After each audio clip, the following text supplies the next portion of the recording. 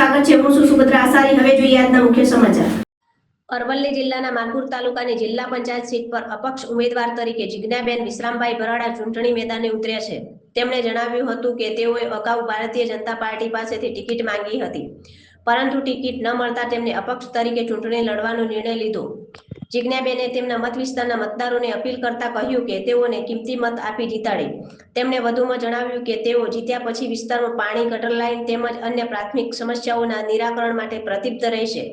તેમણે વિશ્વાસ વ્યક્ત કર્યો કે મતદારોનો સહકાર અને આશીર્વાદ તેમને વિજય તરફ દોરી જશે અને તેઓ જનતાની સેવા માટે સતત કાર્યરત રહેશે।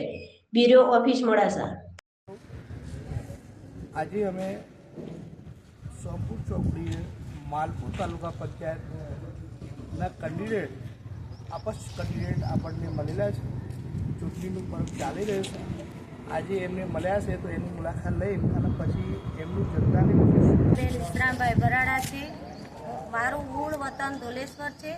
મેં માલપુર જિલ્લા પંચાયત 18ના ઉમેદવાર છું, એમાં અપક્ષ ઉમેદવાર છું।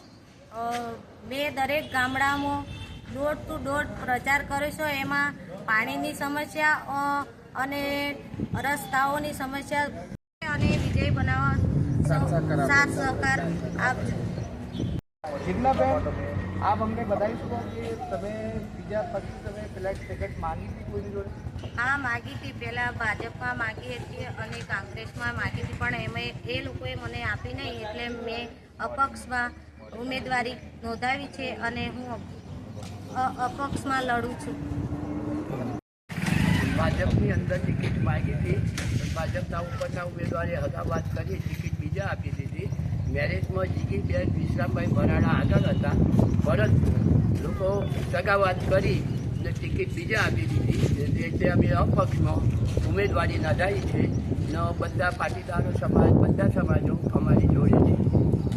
Thank you.